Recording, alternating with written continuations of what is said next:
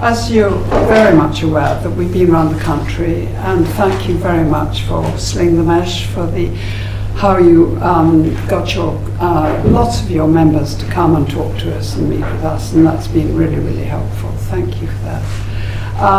And of course we're very aware about your organisation and the fact that it's set up in 2015 by Kath Sampson. And I believe that when you first started it had something like 20 members, and now you're well over 7,000, which is incredible. And the amount of work you must have put into that through various sources, but social media as well as the ordinary media, etc. And of course supporting all the time women and their families, and I think that's been incredibly impressive. So I also want to thank you for the help you've given us, and we've sent us a lot of material. You've kept us informed of developments, and that has been extremely helpful. And so what we want to do today is really to listen to you.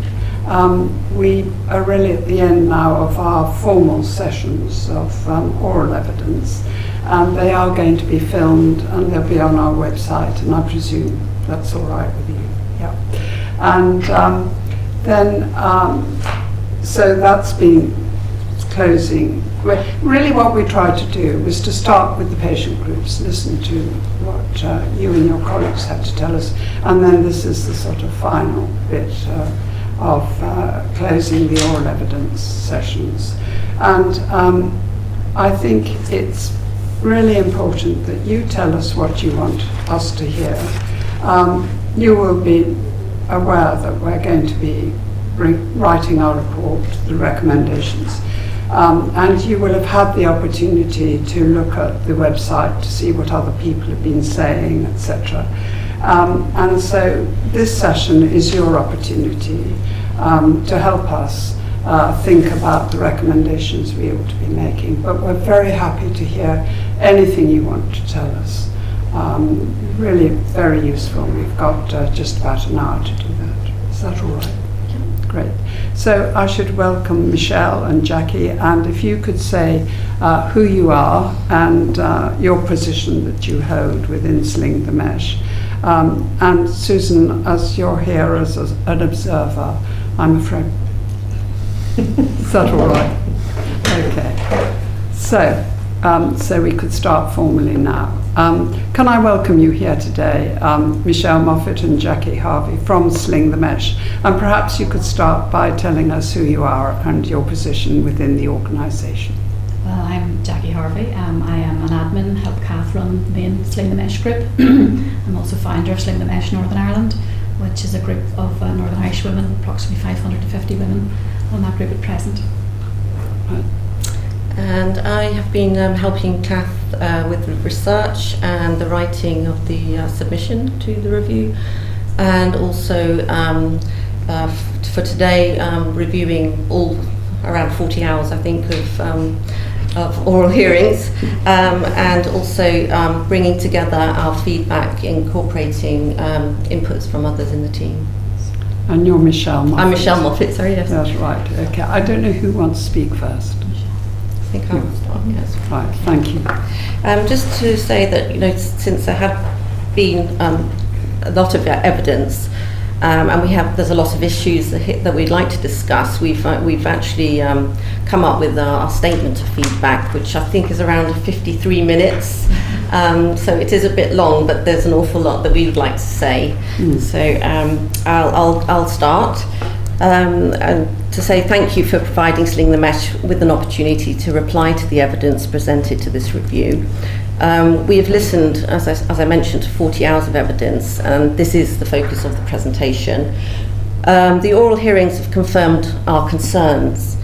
Our submission of written evidence to this review set out the case for a number of recommended actions to be covered by the review, none of which have lost their validity in the light of all the oral evidence presented. We found little in the oral hearings that provides reassurance to enable a rebuilding of trust in the current health system in the context of pelvic mesh. We are shocked and appalled at how fragmented the health system really is, and how a multitude of national health institutions have been working in silos, in isolation. In our view, they have been too pro-industry at the expense of patient safety and with no effective accountability or oversight. The oral hearings highlight to us the following. 1. There is shockingly weak evidence for the continued use of pelvic mesh. 2. There is a need to conduct a national recall. 3. There is an urgent need for a regulated and structured pathway to treatment for mesh-injured women in a small number of accredited mesh removal centres with skilled and experienced surgeons. 4. There is no legislation for patient harm. 5. There is evidently an urgent need for a reformed national information system with adequate funding to address the current fragmentation and vast underreporting of adverse events related to pelvic mesh procedures. 6. There is no single regulator taking lead responsibility for monitoring the uses and effects of implants. The current systems for ensuring patient safety are shockingly inadequate for medical devices. 7. That a number of institutions have been complacent in overlooking patient support groups and individual women's voices, ultimately ignoring patient safety in relation to pelvic mesh devices, in which thousands of women have devastating injuries and some have even died. The informed consent process is in need of vast improvement. There is an obvious need for a significant change in attitudes and communication relating to the informed consent process. 9. Greater controls are needed to mitigate conflicts of interest between device manufacturers and clinicians. There has been too much autonomy without sufficient monitoring. 10. Adherence to guidance issued by national medical institutions is not mandatory and is not monitored for adherence, compromising standards. 11. We acknowledge that in all the oral hearings, only one individual from one national body, BAUS, agreed that mesh-injured women should be offered an apology unreservedly. 12. It is worth mentioning here our concern that recently published HES data records 16 TVT and TVTO surgeries since August last year, after the review's pause came into effect. We would like to provide specific feedback and highlight key points relating to oral evidence in the context of our recommended key actions highlighted in our written submission of evidence. Sling the Mesh Action 1 calls for a full ban in the use of pelvic mesh devices following the review. A full ban of pelvic mesh is justified given the clear lack of evidence for licensing pelvic mesh, no evidence on complication rates, and the clear real-world evidence of extensive harm pelvic mesh has caused to thousands of women in this country over the past 20 years. A ban is the right thing to do. It was clearly confirmed by national institutions, including RCOG, in the oral hearings that pelvic mesh is the only medical device that is inserted blindly. This is a medieval practice and must be banned. America's FDA has now banned the use of transvaginal mesh for anterior and posterior prolapse. Other countries are following suit. RCOG, BSUG, BAUS and the Pelvic Floor Society did not respond directly, yes or no, to the review team's question, is mesh safe? We think it is telling that when BSUG, BAUS and the Pelvic Floor Society were asked whether women are wrong when they have told the review that they have been treated as guinea pigs, the collective response was a wall of silence. If a full ban of pelvic mesh is not achieved, then we advocate that pelvic mesh must be offered only as a third and final last resort option. This needs to be regulated and robustly monitored. NICE banned vaginal posterior prolapse mesh in December 2017 due to safety concerns, and then effectively unbanned it in April 2019. We believe the quality of evidence relied upon by NICE to produce its latest revised guidelines on pelvic mesh is unprecedented. Virtually all of the evidence is of very low or low quality. There is no evidence to inform long-term safety, and the real-world evidence and patient stories of harms have been overlooked. Professor Hennigan of Oxford University stated in the oral hearing that empirical evidence shows that low-quality RCTs often overestimate benefits and underestimate harms. He said it is a mistake to believe that RCTs are top of the evidence hierarchy for harm. BSUG states that it has relied on RCTs to determine the safety of mesh that have been short-term, with none having long-term data on outcomes. BAUS confirms there are inherent flaws in all of the so-called high-level evidence, and there are many blind spots in the evidence. Bausch states that RCTs were powered to look at success with outcomes centred around SUI treatment and not the nature of complications, and so they do not know the outcomes. The evidence gap prevents fully informed consent of patients with reference to risks. NHS England states that a reason why it did not take action to effect a pause in the use of mesh is that there was not the sort of evidence that is relied upon, including very poor scientific literature with short-term follow-up. Sling the Mesh questions then why this literature is being used by NICE to justify the continued use of pelvic mesh in its revised guidelines. We maintain that NICE cannot logically argue to continue using mesh when they are admitting they would have difficulties even recruiting women for trials because of the risks. The revised NICE guidelines unbans previously banned mesh for posterior prolapse or rectusy that is considered so dangerous it was stopped by the FDA in America in 2018. Now that surgical mesh for anterior prolapse cystocele has also been banned in America recently, it is time for NICE to tear up its revised guidelines, give weight to the patient voice and do the right thing. We are concerned that the NICE decision aids that accompany the revised guidelines do not cover all the multiple mesh complications that are suffered by women. We are also concerned there were deficiencies in the revised NICE Mesh Guidelines Committee. NHS England says there is a need to balance evidence with population cohort. In the absence of monitoring data, the real-world data is the evidence. Sling the Mesh alone has over 7,600 members. Many of these are women still navigating a system searching desperately for help with their complications, for which even today doctors in primary and secondary care do not link symptoms to mesh. Indeed, a common theme throughout the oral hearings is that many of the institutions such as NICE, GMC and the Royal Societies that have an interest in patient safety have no power to mandate good clinical practice, including guideline and reporting requirements. This needs to change. Our Action 2 calls for a review of the structures and processes of mesh medical device regulation, approval and adverse effects reporting to enhance transparency and safety. So let's go back to the flawed approval of mesh implants.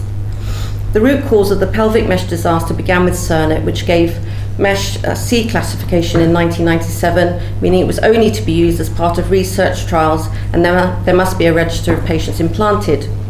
Vincent Argent stated in his oral hearing that in 2000, CERNET reclassified mesh from a C to an A as a result of lobbying by manufacturers.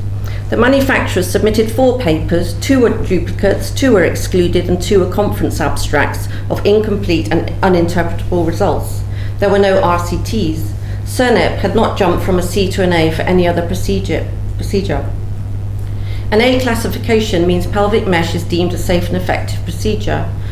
Mesh procedures took precedence and were promoted by manufacturers and surgeon societies as the gold standard quick fix.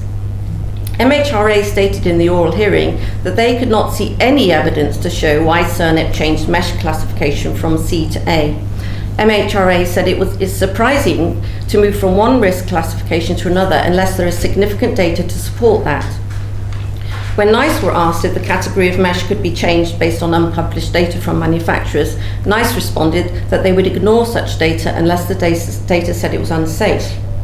Given this evidence, and the subsequent injuries caused by mesh to women over the past 20 years, the question remains why this classification has never been reviewed by the Secretary of State for Health and responsible institutions. We would like to go on to discuss weak regulation. We know that intense lobbying by the medical device industry has prevented an overhaul of EU and UK medical device patient safety regulations. As Professor Hennigan stated, the only reason a device is withdrawn is if a device is not functioning as specified. It has nothing to do with patient harm. There is no legislation for patient harm. MHRA said they would like to see more transparency in the area of safety, but are constrained by the EU political process of regulation and that it does not go far enough. MHRA admits that post-market surveillance has not been a priority and adverse event reporting is underreported and needs improving. MHRA also stated that the regulatory system has not focused on the difficulty of removing the device from the human body before clearing a device for use. This is shocking given that pelvic mesh is designed to be a permanent implant. We are very concerned that MHRA is on the side of manufacturers at the expense of patient safety. For example, a director of MHRA said in a recent conference that they believe Brexit will present an opportunity to be more industry friendly. The Parliamentary Under-Secretary of State for Health, Jackie Doyle-Price, made a reference to this in February at a House of Commons debate on medical devices. It appears to us from the oral hearings that until recently there has been a lack of political will and resources to bring about change where the priority is patient safety. This needs to be more robustly addressed as a priority with new legislation for patient harm.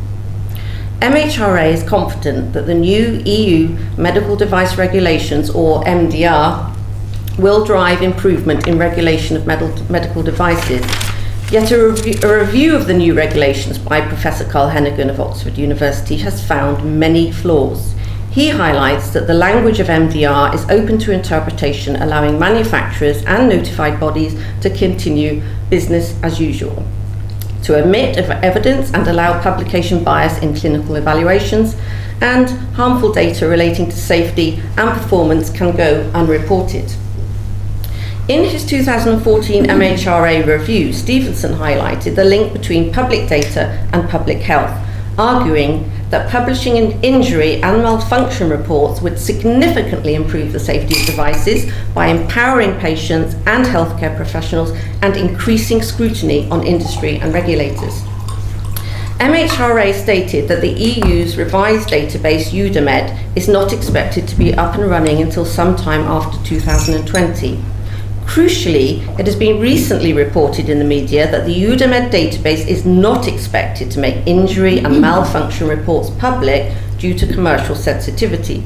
Therefore, we assume we cannot expect any change at all in patient safety reporting from EUDAMED that would improve transparency and accountability. We have no faith in a flawed business model for medical devices in which the NHS will now have to spend billions of pounds to address the fallout of the mesh scandal, as highlighted by Professor Hennigan in his oral hearing. Long-term post-market surveillance of devices needs significant strengthening with a core set of outcome measures agreed with patient input. In relation to RCTs, we are also concerned that if the mesh pause is lifted, flawed short-term trials will resume, such as the halted Dynamesh trial. We are concerned that more women will yet again be treated as unwitting guinea pigs in short-term trials and suffer harm without monitoring for longer-term complications.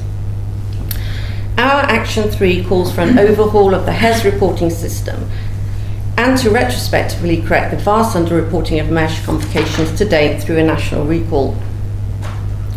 Written evidence presented by the University of Leeds calls for a national information system to monitor the use of implants and devices, including the use of pelvic mesh. We would like to see such a system include non-mesh procedures to allow for comparisons to be made.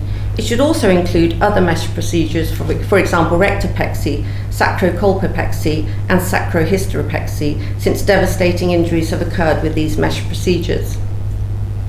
In the absence of a ban of pelvic mesh, we agree that surgeons need to be mandated to input all relevant patient-level data of all pelvic procedures on a national information system, and crucially, a registry established to interrogate the data.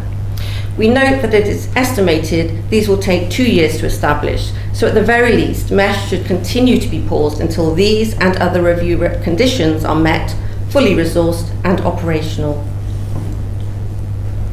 NHS Improvement mentioned there are no figures available for how many people are affected by mesh complications.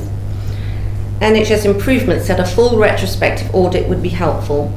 For mesh outcomes linked to safety, long-term data is needed in both the NHS and private sector.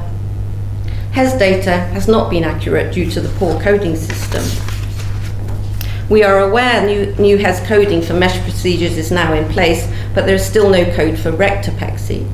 New HES coding includes separate codes for TBT and transobturator mesh.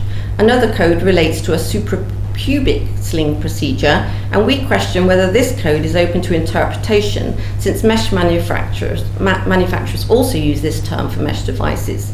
Is there a possibility that mesh procedures may unintentionally or otherwise be recorded under this code, therefore skewing figures. Sling the Mesh believes a national recall of pelvic mesh is wholly justified, given that the true figure of the number of women harmed by pelvic mesh is still unknown. Action 7 calls for the development of a registry of pelvic mesh implants. MHRA stated it is supportive of a registry to characterise long-term safety in relation to different surgical procedures using mesh and non-mesh alternatives. Our position is that if mesh is not banned, then at the very least the current pause continues until such a registry is operational, along with a mandatory national database of required patient-level data. Action 4 calls for a review of governance, accountability, and effectiveness. The oral hearings highlight to us that every agency is complicit in a failure to coordinate and take timely action. Everyone is responsible, but nobody, it seems, is accountable. Lack of mandatory guidance for clinical practice. Baus, BISUC and Pelvic Floor Society stated that as professional organisations, they can only advise. They are not regulators and therefore can only recommend what should happen in practice. NICE has no powers to act when their guidance is not followed. It is down to individual trusts and consultants in how they conduct their practice, and therein lies a fundamental problem that needs to be addressed. All the professional organisations stated they need a stronger mandate from NHS England. Indeed, a common theme throughout the oral hearings is that many of the organisations who have an interest in patient safety have no power to mandate good clinical practice, including reporting requirements. We feel this needs to change. Failures in governance and accountability. MHRA said there is a need to bring relevant authorities together for appreciation of priority for action. There is not enough coordinated action. This clearly illustrates that MHRA and all other relevant authorities have been complacent. Their risk minimisation systems have failed. They work in silos. They do not know who has a mesh implanted and how many have been harmed, and these failures have led to the mesh disaster. When the review team asked MHRA, why has it taken so long to set up a system with a central coordinating body, the MHRA responded that it could not answer this question. The Department of Health, on behalf of the Secretary of State, acts as system steward, but clearly this system has failed in the context of pelvic mesh. MHRA seems to be in denial over its role in the mesh device scandal. MHRA stated in the oral hearings that the final decision of what is an acceptable risk ultimately rests with clinician and patient. This is at the heart of the informed consent process and supported by information within the manufacturer's instructions made available to clinicians. We query, how can MHRA justify such a fundamentally flawed statement that abdicates all responsibility for safety? Firstly, it is impossible for appropriate informed consent to be given if a surgeon does not have full access to benefit and harm data. Secondly, there are conflicted surgeons who are influenced by manufacturers and who do not explain risks because they are pro-mesh and their skills are limited to implanting mesh. Thirdly, it is well known that pelvic mesh manufacturers have omitted risks and complications in their instructions. They have hidden risks, and this fact is being widely proved in lawsuits across a number of states in America. America's FDA has banned mesh for transvaginal prolapse procedures because the manufacturers of mesh devices could not provide sufficient evidence that the risks outweigh the benefits. MHRA knows this, so why continue with the line, it's not for us to decide on mesh use, it's up to the clinician and patient. MHRA admits there has been more complacency with medical devices and that patient voice on outcomes needs to be understood. There is a clear need for post-market follow-up, which needs to extend for the whole life of the product. The only outcome measure for success of pelvic mesh is continence. For example, a woman disabled by mesh but is continent is deemed a success. Poor outcomes for patients have not been linked to the device. MHRA did not mention in the oral hearings the considerable influence of industry connected to weak patient safety regulation as a major cause for these failures. As MHRA confirmed, there is no body responsible for regulatory failings or in overall charge. We maintain the view that MHRA is not fit for purpose in regard to patient safety because it and regulation serves the needs of device manufacturers at the expense of patient safety. This issue was referenced by Jackie Doyle-Price in February 2019 during a House of Commons debate on licensing of medical devices, in which she said, regulation has focused excessively on what is in the commercial interests of businesses to maintain competition rather than having patient safety at its heart. I think that when it comes to medical regulation, it should have that at its heart. NHS England stated that NHS Improvement is overall responsible for patient safety. They admit that monitoring of patient safety is weak and that MHRA need to look at that. Such statements in the oral hearings resemble to us a game of ping pong in which institutions bat away responsibility for their failures. It is very confusing to disentangle who is actually responsible for what. When asked by the review team who was overall responsible for patient safety, NHS England responded that they recognise there is a deficiency and there is a commitment to improve patient safety. In relation to the situation of mesh, where a rising tide of complications can arise years after implant, NHS England recognises that they have to be better at trying to spot this and that systems need to be more sensitive and committed to do this, that a different model is needed to pick up issues. NHS England stated that its long-term plan is moving towards this. They stated that the reason that a pause on mesh was not instituted is because the system is complicated and joining the dots is difficult. NHS England stated they appreciate the review's pause is the right thing to do and that they are still trying to understand the magnitude of the problem and they do not know how many patients have problems. They admit that the process has been too slow.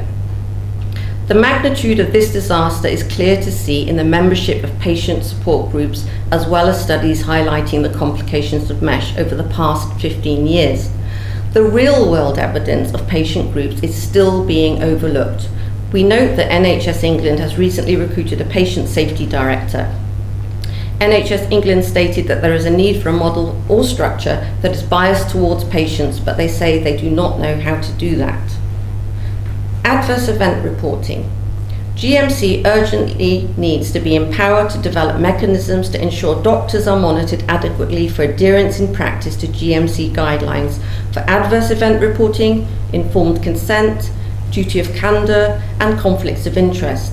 Our position is that GMC guidance should be mandatory and this should form a key part of the appraisal system for clinicians. This will go some way to ensuring all surgeons meet standards and plug a gaping hole in monitoring. GMC provides guidance on adverse event reporting but admits it does not know if advice is being followed in practice and if all clinicians have reported all incidents. GMC stated that there may be a gap in what is being reported and what they are being made aware of. This indicates to us that the GMC is currently failing in its role to ensure surgeons continue to meet standards set out in their guidance. GMC also stated it is difficult for them to identify trends in reporting. When asked by the review team whether following GMC guidance should be part of a doctor's appraisal, no satisfactory response was given by GMC. Our view is that all surgeons must be made accountable for ensuring they meet standards. At primary care level, GP awareness of complications of pelvic mesh must be improved. Even today, some Sling the Mesh members report finding themselves in a position of educating their GPs on pelvic mesh complications. Women still report having to fight to get a referral to a specialist mesh removal surgeon. Reporting adverse events of medical devices. MHRA stated that very few patients know about the yellow card system despite its promotion efforts, and there is considerable underreporting of adverse events by clinicians and patients on medical devices. They admit that more could be done to raise awareness of the yellow card system, but we question why flog a dead horse when yellow card is clearly not fit for purpose, despite efforts to increase voluntary adverse event reporting over the years. We believe a mandatory MAUD type adverse event reporting system for all mesh types and related procedures with a central coordinating body is urgently needed. The yellow card has received increased reports from mesh injured women, partly because Sling the Mesh alerted members to the yellow card system. Dismissive attitudes of national institutions and some surgeons. When told by the review team that patients stated they had been treated as guinea pigs and asked whether in effect the system of learning is from people going through pain, the MHRA responded, well, to an extent that is an inevitable result of innovation in medical practice. There will be unexpected outcomes. This dismissive and cavalier statement is an insult to the thousands of women suffering and those who have died in this country linked to pelvic mesh. A system that treats patients as unwitting guinea pigs with the knowledge that the device can cause harm and even death of women is quite simply immoral. A surgeon from Oxford stated in the oral hearings, well, the majority of mesh complications were bits of fibre in the vagina which were trimmed down fairly easily, often without compromising the integrity of the sling, so they weren't all major complications that were difficult to deal with. This dismissive statement downplays a complication that has devastating, far-reaching effects. It is another insult to women who are not told of the risks of this type of mesh harm in the first place. The statement trivialises the trauma of women having to undergo snips or trims of mesh in their vagina due to excruciating pain and loss of sex life. Our experience tells us that many women who have mesh trimmed have had to undergo further surgeries due to multiple complications that often ultimately ended in full mesh removal. Simple excisions only attempt to deal with part of the problem, thereby prolonging the suffering of women and presenting additional costs to the NHS. Partial removals can also make it more difficult for a surgeon to remove remaining mesh. MHRA stated further, we have seen no clear evidence which indicate these products should be taken off the market. So why is MHRA overlooking the real-world evidence of thousands of women injured and even killed due to pelvic mesh in the UK? Is this not clear evidence? We are wondering if it were thousands of men suffering with debilitating pain and loss of sex life and dying, would they be ignored? There was mention in one of the oral hearings that 90% benefit from mesh. But the measure for benefit relates solely to continence. So we could present a mesh-injured woman in pain, in a wheelchair, who has lost her sex life, her job, her marriage, yet in the statistics she has benefited from mesh because she no longer wets herself. This is a core weakness of the scientific literature when looking at benefits versus harm. If we are to assume 90% to be correct, and our position has always been that this figure is very likely to be lower, then what about the 10% who have been harmed? Around 127,000 plus women in this country have been implanted with pelvic mesh. 10% of these would mean 12,700 women have been injured, and a number we know have died due to mesh complications. In the US last month, in a Pennsylvania Superior Court ruling, a judge wrote that Johnson & Johnson subsidiary Ethicon's medical director admitted that the rate of the TVT's long-term success as a treatment for incontinence was around 66 to 68%. Ethicon, however, officially reported the success rate as over 90%. So it would seem that the medical establishment in this country are quoting what the leading TVT manufacturer wants them to believe. Sling the Mesh was disappointed that the oral evidence given by NHS England, ARCOG, BAUS, BSUG and Pelvic Floor Society did not give a satisfactory explanation why it did not advocate for a suspension of pelvic mesh, given they have been aware women have been injured in the UK for the past 15 years. Patients trusted the responsible institutions that mesh was a safe, gold standard device. a term we now know was coined by manufacturers, not medics. We followed the trusted advice of surgeons, but women have been injured, maimed, and even killed by mesh device complications as a result. MHRA know this. They have published data on pelvic mesh-related deaths. Other deaths have been recorded in the media. These reported deaths may be the tip of the iceberg. Sling the Mesh believes the risk of death linked to pelvic mesh complications needs to be explicitly included in the revised NICE guidelines and informed consent process. The Chief Medical Officer stated that the use of mesh spread because, quote, it seemed to be a quick fix and for a number of women it gave them relief, but for too many they have ended up with disastrous outcomes. We question why then did the CM, the Chief Medical Officer, also state that mesh is something we want to keep on the books, when in her own words, too many women have been harmed. Lack of informed consent. GMC stated they have extensive guidance on informed consent, but there is a gap between what the guidance requires and how this is applied. When investigating reports about lack of informed consent, the GMC stated that it is very difficult to get to the truth, with opposing versions of the encounter between doctor and patient behind closed doors. We strongly believe that consultations between surgeon and patient should be audio recorded, as a number of surgeons are failing to provide information on all risks, if at all. Patients need access to and explanations of clinical recommendations in an appropriate form. We noted in the oral hearings that there is an acceptance that patients have not been getting adequate informed consent. The informed consent process needs to be improved if GMC are truly committed to its role of taking action to prevent a doctor from putting the safety of patients or the public's confidence in doctors at risk. RCOG also recommends staged informed consent to allow patients to ask questions with all documents given to them to allow them to make an informed decision, and we agree with this.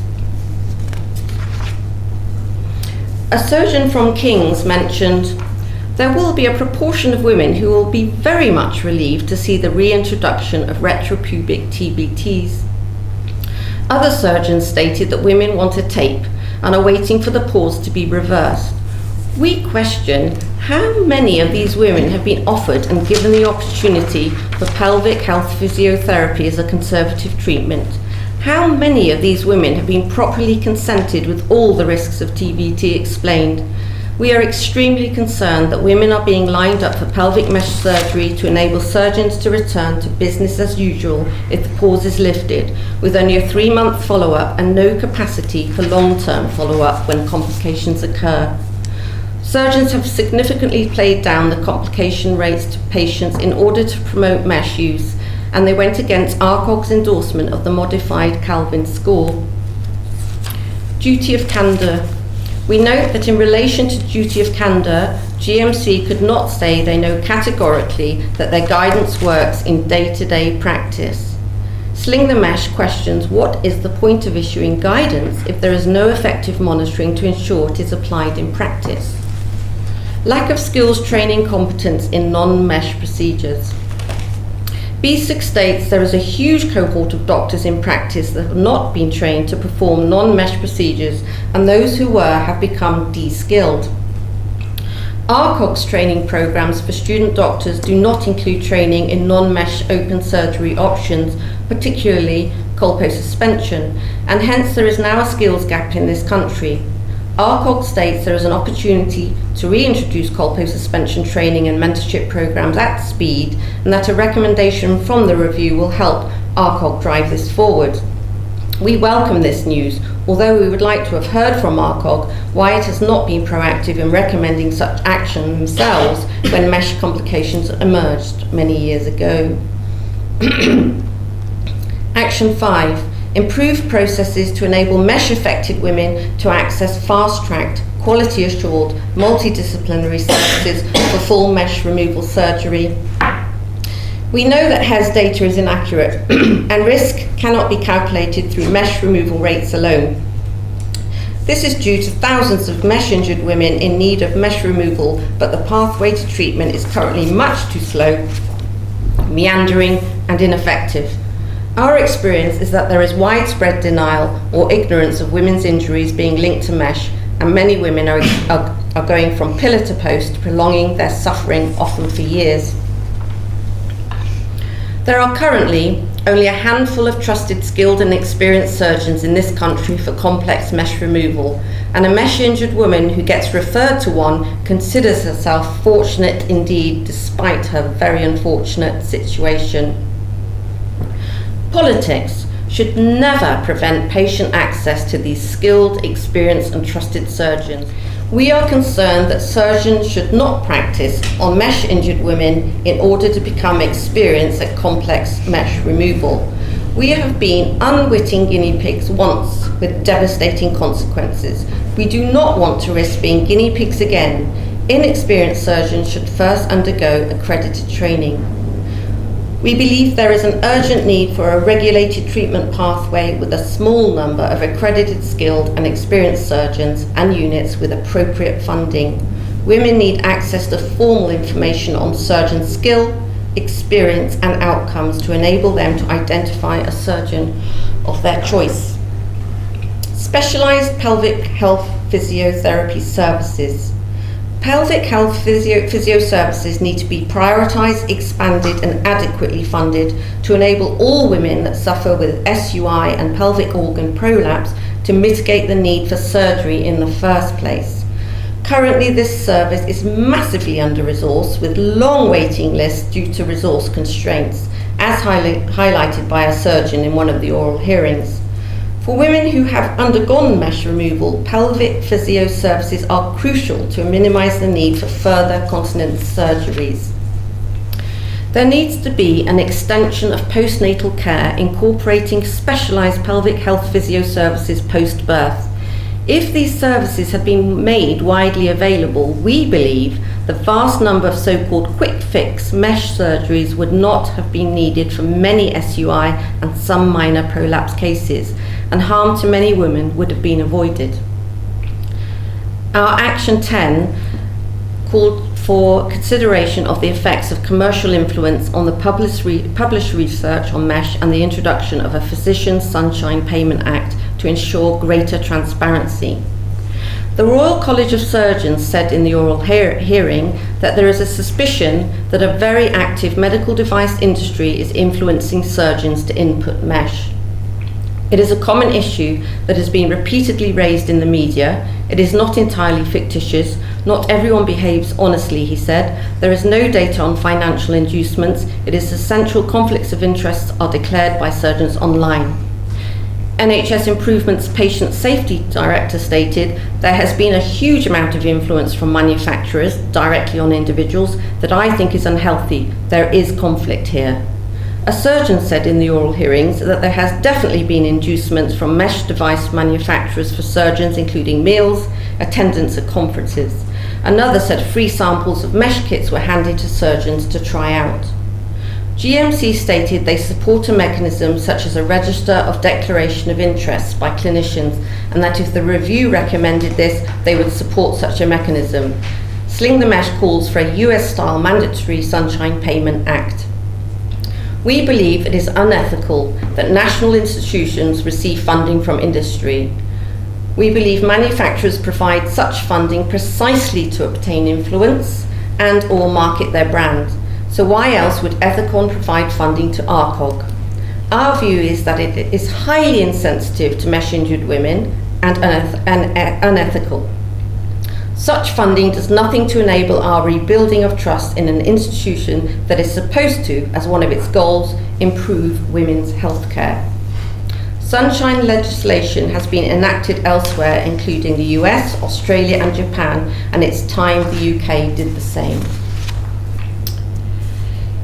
Sling the Mesh has already provided detailed recommendations under specific actions in our written submission to the review, and these still stand. In light of evidence from the oral hearings, we highlight the following. 1. Pelvic mesh to be banned. If not, then it should continue to be paused at least until effective legislative and systemic solutions are in place. 2. A national recall of mesh with women contacted individually so they can give a clear report of their outcomes. 3. Regulated and structured pathway to treatment for mesh injured women in a small number of accredited mesh removal centres with skilled and experienced surgeons. 4. Medical device safety and patient harm legislation introduced to balance the scales of justice and allow people to hold device manufacturers to a higher standard of care. 5. Legislation to mandate national institutions to enforce guidance to strengthen transparency and accountability in the health system. 6. Clinical trials evidence should be mandatory for marketing authorization of implantable devices. 7. Evaluation and regulation of medical devices improved. This should include core outcome sets, with the lead being taken by patients, not the manufacturers. 8. A more tight database to be mandated and adequately funded. 9. A legal requirement for mandatory data reporting by surgeons to input all relevant data of all pelvic procedures on a comprehensive national database covering both NHS and private sector. 10. A publicly accessible mesh registry of licensed invasive devices with details of marketing status and linked evidence should be created and maintained to interrogate the data for short and long-term complications. 11. Funding by manufacturers for the externalized cost of adverse event or adverse consequences to device users. 12. A US-style Sunshine Payment Act. 13. Effective accountability mechanisms developed to ensure all trusts and surgeons are held accountable for implementation of standards. 14. Informed consent process regulated. 15. Notified bodies to fall within the disclosure regime of the Freedom of Information Act. In summary, we want to send a clear message to the Secretary of State for Health to take recommendations from this review very seriously indeed. Ultimately, it is for him and his department, along with other relevant institutions who have given evidence in the oral hearings, to examine their collective conscience and put patient safety first. We urge the Secretary of State for Health and all within the health and social care system to make this a national priority, to work together to review the findings and recommendations from this review and publish a full response. A national action plan should then be implemented to coordinate implementation across the multiple responsible organisations. If this review's recommendations are not taken seriously and prioritised, then yet more medical implant scandals will emerge in which more people's lives will be ruined, as the disaster of pelvic mesh, metal-on-metal hip and PIP breast implants have very clearly demonstrated. Finally, to illustrate the life-changing negative impacts of pelvic mesh, we want to end this oral hearing with the story of a mother's suicide due to mesh complications that her daughter has shared with Sling the Mesh recently. This tragedy illustrates the hidden costs of pelvic mesh that are devastating to women and their families and are far-reaching. Many Sling the Mesh members have reported being told their mesh symptoms are all in their head. Many mesh-injured women who are in chronic pain feel suicidal. This appalling lack of recognition and appropriate treatment over the last 21 years for women suffering with devastating mesh injuries and even dying must stop with this review. We mesh-injured women will keep seeking justice, including gender justice, until the health system is fixed, so that we in turn can all be fixed as best we can be.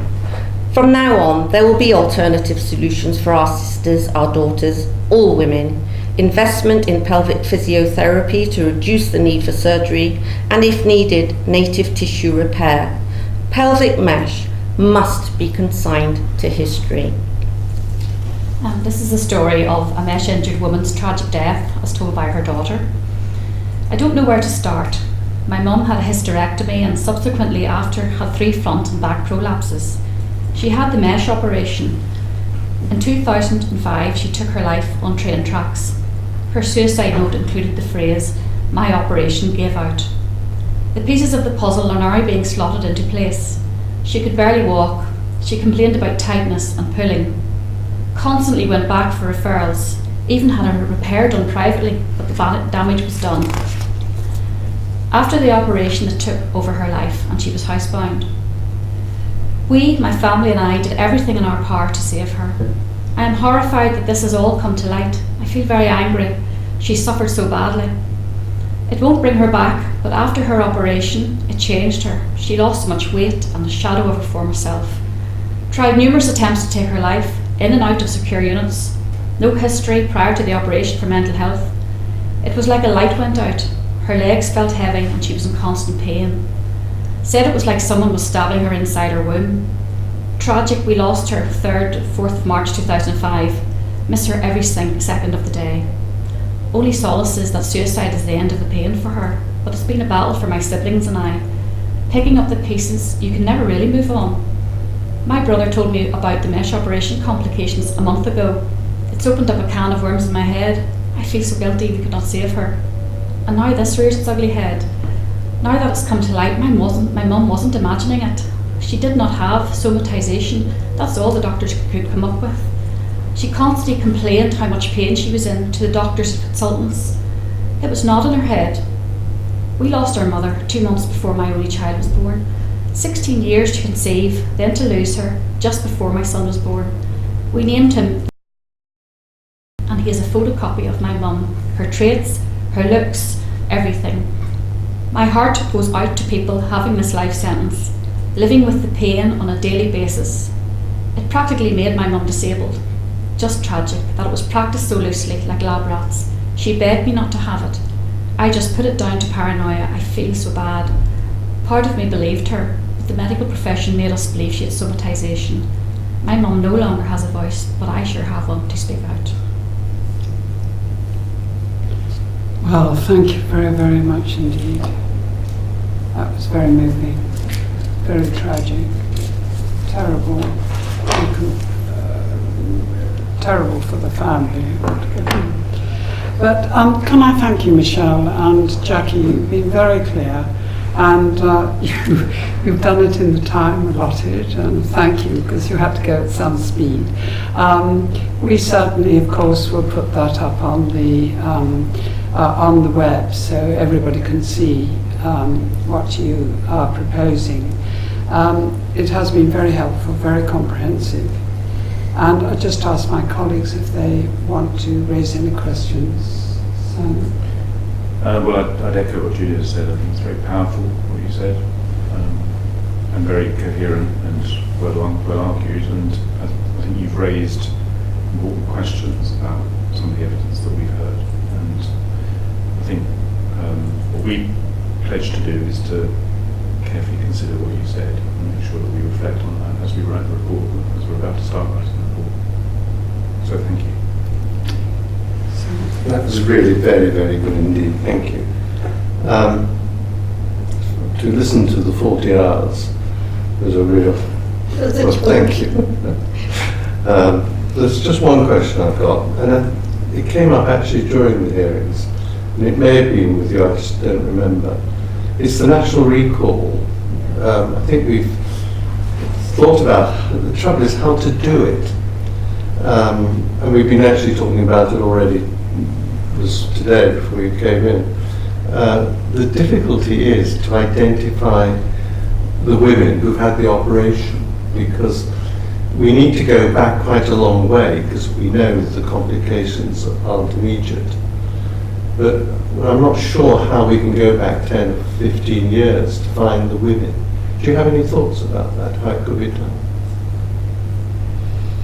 I don't have any personal. It's really challenging because of the poor record keeping.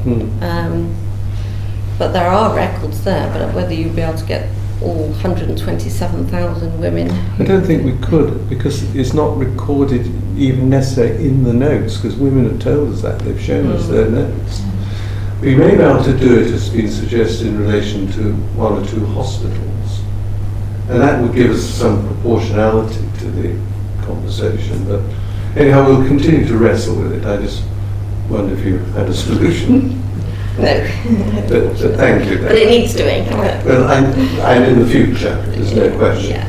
And the point you make, it shouldn't be impossible now, are well made. Okay, thank you. There's one thing I was going to ask, as we've got a couple of minutes. One of the recommendations you made in your summary at the end was about, I think I got it right, funding by manufacturers for the external effect of adverse outcomes. Can you just explain a bit about what you mean? Do you mean manufacturers should make payments? Yeah, I mean, in other countries, in other European countries, they have a levy, like Norway and so on. So that kind of arrangement, where they have to pay a levy, and therefore anybody who is damaged or injured by an implant, that the manufacturer must foot the bill, not the NHS or the government. We know about the Norway scheme. Yeah, I've read about it. Yeah, to me, that it's worth exploring that, and I think that's feasible. Surely. I mean, the problem we have in this country is that due to our legal system, it's not the same in the States. We can't take to court the manufacturers. We have not a chance, not a single chance of winning, and not even in group litigation. It's just not possible unless the legislation was changed. So, it feels very unfair that the manufacturers who are making billions of dollars from harmful devices are getting away with murder, literally, in our view. So something has to be done about that, surely. It's totally immoral, in our view. Jackie, can I just ask you something? Because when you spoke, you started off calling for a full ban, and then you talked about it being the third final option. So how are you relating those two things? Well, obviously, the ban is what we are really calling for, but it's certainly, if our voice of our call is ignored, we just can't. We have to go for the next option, which is it has to be the very final last resort. We won't change our mind about the ban, but we understand that this might not happen, so therefore we need to be continuing to protect women by suggesting an alternative. And in our view, obviously at the moment, with the with the NICE guidelines suggested that mesh was on the same level as the other surgeries, like a culpal suspension and autologous sling, and for us that's just not good enough. We think it should be at the bottom of the pile, and obviously preferably not at all. But if it isn't banned permanently, then it would have to be, and our suggestion would be that it is last chance saloon, basically. And even if it is last chance, we still have concerns, that we don't trust that all doctors can self-regulate, because we gave the example that since the pause, we've seen from the HES data that very small numbers in comparison to before, but there's still some doctors evidently inserting mesh during the pause. So I think if you have the last resort option, there's still a danger that there will be surgeons slipping through the net in terms of inserting mesh, because some are very pro-mesh and they do not have other skills.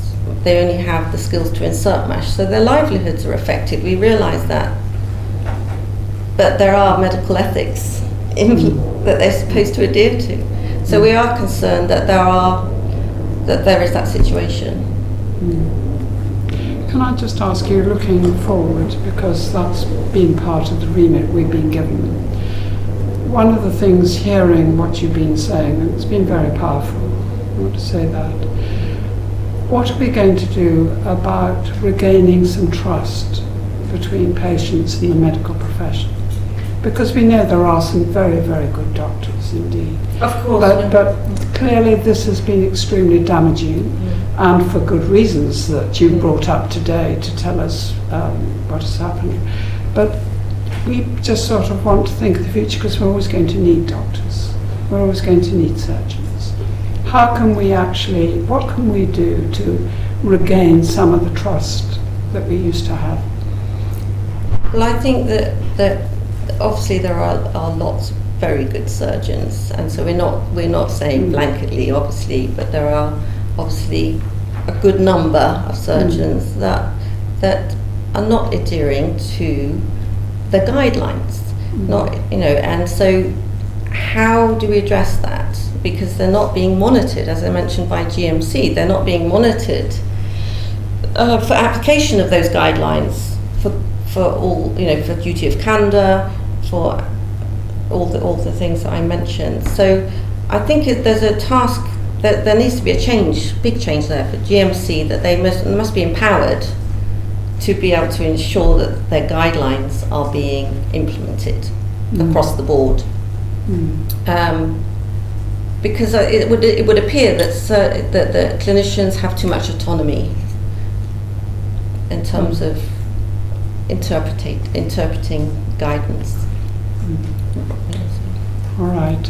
Thank you very much indeed for that, and for the exposition that you've given us this afternoon, and everything else you've done in the past, keeping us informed of what's happening. I just want to say that we've heard a lot from a lot of different people, and some of it conflicts and some of it doesn't at all, and it strengthens what other people have said. But I think it's very unlikely we'd be able to achieve everything everybody wants. And so I just, I think perhaps it's wise for me to say that we really don't want expectations to be so unrealistic that our review will actually not hold some ground. But we think it's going to be very useful. Right, thank you very much indeed. Thank you for coming.